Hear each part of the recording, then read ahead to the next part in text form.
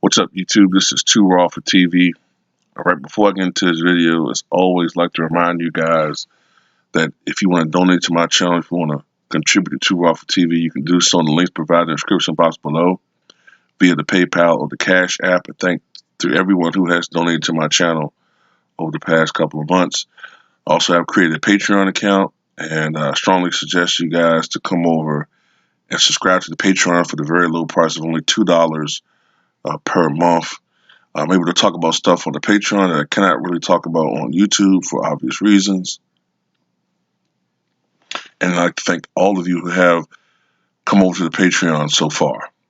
Now I kind of talked about this to an extent a couple of years ago in a video on my channel when I was given a reason why the 94 Bulls did so well without Jordan. But this video, I kind of just want to talk about the team in general.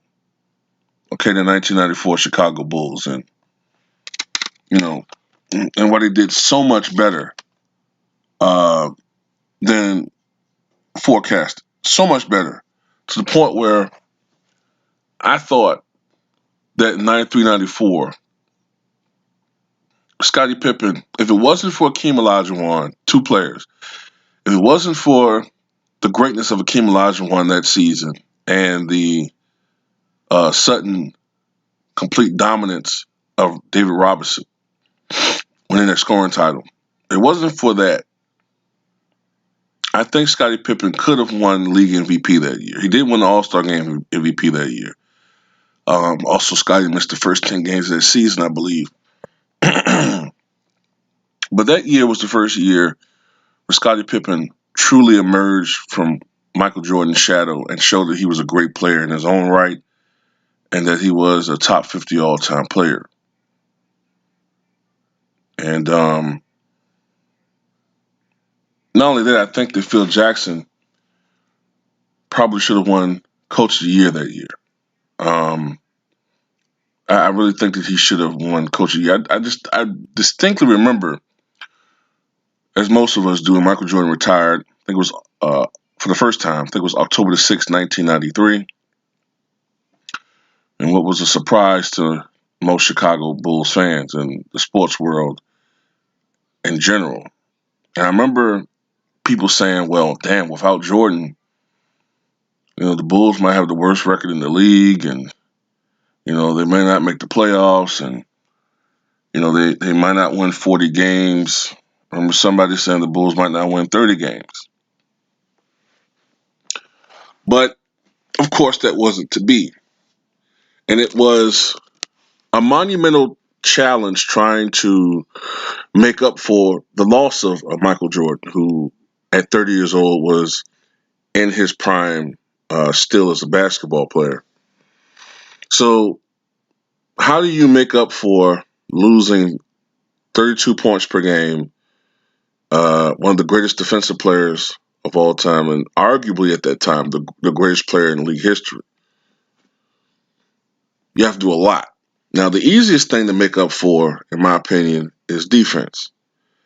Pete Myers was brought in, of course, and of course he's no Michael Jordan. But it took a team effort. Phil Jackson brought in some players who he felt could easily contribute to the Bulls team. Of course, I said Pete Myers. Ron Harper was brought aboard. And Ron Harper, who early in his career was known for his scoring prowess, quickly showed that he was a very, very good defensive player. And we also started to see at this time familiar faces to those of you who are a little bit younger than some of us who grew up watching the late 90s Chicago Bulls team. Of course, Ron Harper, Tony Kukoc, who was drafted a couple years early, finally was available to play for the Chicago Bulls. You saw Stevie Kerr come in. I believe Luke Longley was on the team. So you started seeing some of these guys who would be part of that Chicago Bulls team later on. Gone was John Paxson. He had retired just prior to the season, and he was in the executive area of not executive. I think he was assistant coach or something like that at the time. Bill Cartwright was pretty much near the end of his career. I think Bill Cartwright played one more year and he was done. But a lot of these guys that we knew from the earlier Bulls teams, I think Will Perdue played like one or two more years and he was done. Dennis Hopson, I think he only played 1 year, was gone. Bobby Hansen wasn't there. Craig Hodges was gone. What's the guy's name? Cliff Levingston. Cliff Levingston was gone. Basically, we get the point I'm saying. A lot of these guys from yesteryear were no longer there. But in my opinion, there are some key things that were responsible for the Bulls playing as well as they did. Number one, I have to say Scottie Pippen. Scottie Pippen at this time was 20, I believe, 8 years old, and he was in the absolute prime of his career. He was playing phenomenally, excuse me. And of course, while I don't believe he's Michael Jordan and never try to be Michael Jordan, for the most part, he played exceptionally that season. Um, he was not the type of player that was a volume scorer, of course. He was an all-around player, all-around contributor. And when Scottie Pippen played well, which he did for the most part that season, the Chicago Bulls won. All right.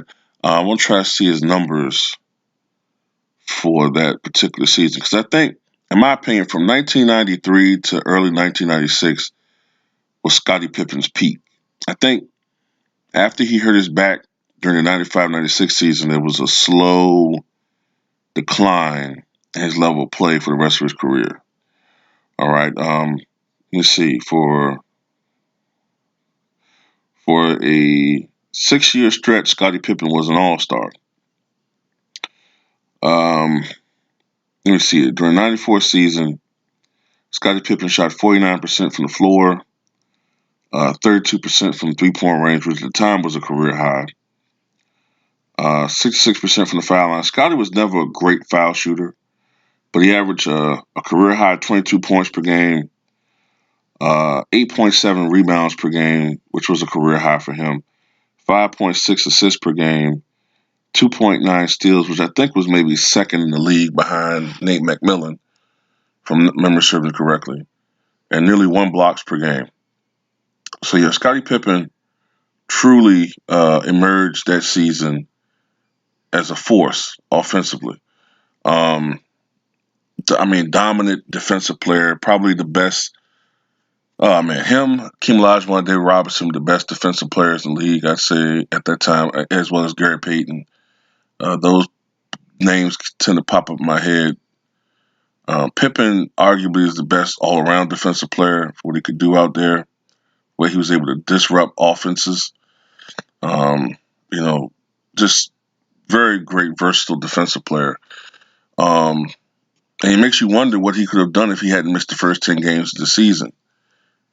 How the Bulls would have seeded through the playoffs. I think after that, you have to mention the fact that Phil Jackson and company did a great job coaching that team. They knew that this team wasn't as explosive without Michael Jordan offensively. So they tried their best to slow the games down. And that, for the most part, worked to precision. There were some times, a few games where the Bulls, if memory serves me correct, there was a few times when the Bulls could get blown out of some games. Not blown out, but they could sometimes not be able to score as many points as their offense, as their opponents. But I remember the Bulls winning a lot of games that were very, very close. Nip and tuck games going into overtime. The Chicago Bulls had a lot of calls, a lot of situations going their way. And you have to credit Phil Jackson, the coaching staff, for making the adjustments that were needed. All right. Also, two other guys stepped up that were now veterans of the club: Horace Grant and B.J. Armstrong. Okay. Um, Horace Grant, for the first and only time in his career, was an All-Star during the 1994 season. I'm trying to pull his numbers up right now. Horace Grant was always the third cog for the Chicago Bulls during the championship run after Michael Jordan, Scottie Pippen. Now he was the second guy.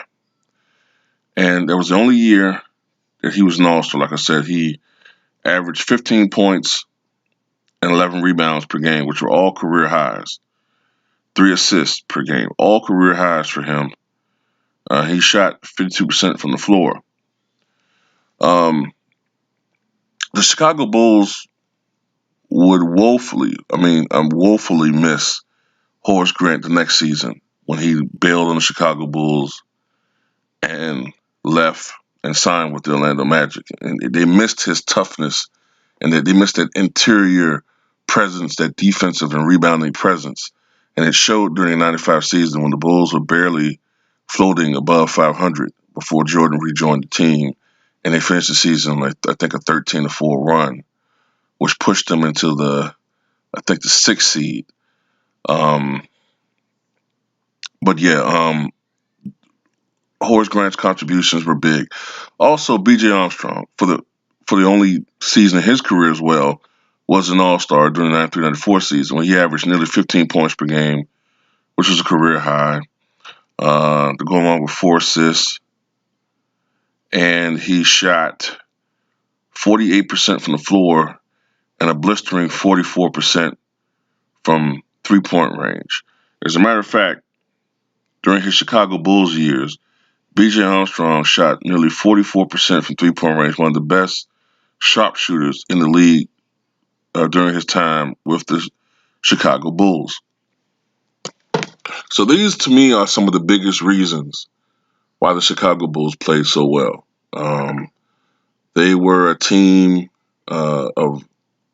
They were a team with a lot of. Let me put it like this: they were a team that were made up of very coachable players.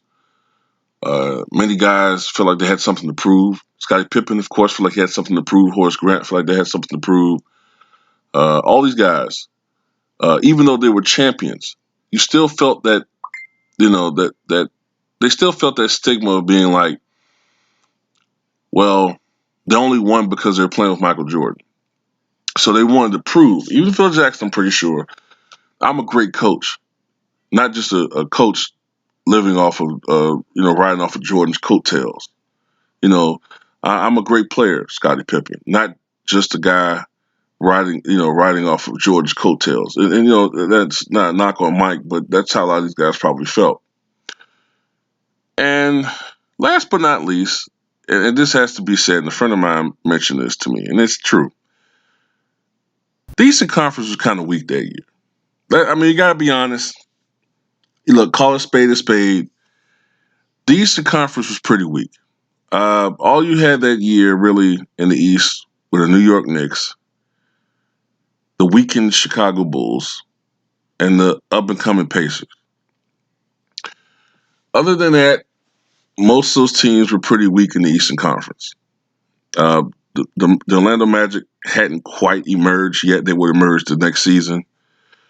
They were swept in the playoffs by the Pacers that year, if I'm not mistaken. Yeah, Miami, I think, still sucked. I think the Atlanta Hawks had a good record that year, but the Atlanta Hawks are the Atlanta Hawks. The Atlanta Hawks are a team that might do well in the regular season, but come playoff time, we all know what time it is.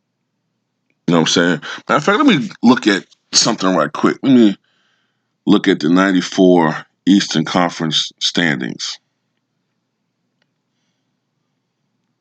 Because that was a pretty weak year for the Eastern Conference. Yeah, the Atlanta Hawks had the best record. See, when the Atlanta Hawks have the best record in the East, that's when you know it's a weak conference. The Knicks were second best, 57-25. Then the Chicago Bulls. The Magic, the Magic actually won 50 games that year. I didn't know that. I think they only won 500. But they weren't ready yet. You know what I'm saying? They won 50 games, but they weren't ready yet. The Cavaliers were not what they once were. The Nets, the Heat, the Hornets, everybody else is under 500. The Celtics, 18 games under 500. The Sixers, 32 games. No, what is that? 16 games under 500. The Wizards, 17 games under 500. The Bucks, 21 games under 500, as well as the Pistons, only won 20 or 62. So the bad boy Pistons truly fell off. So, wait a minute.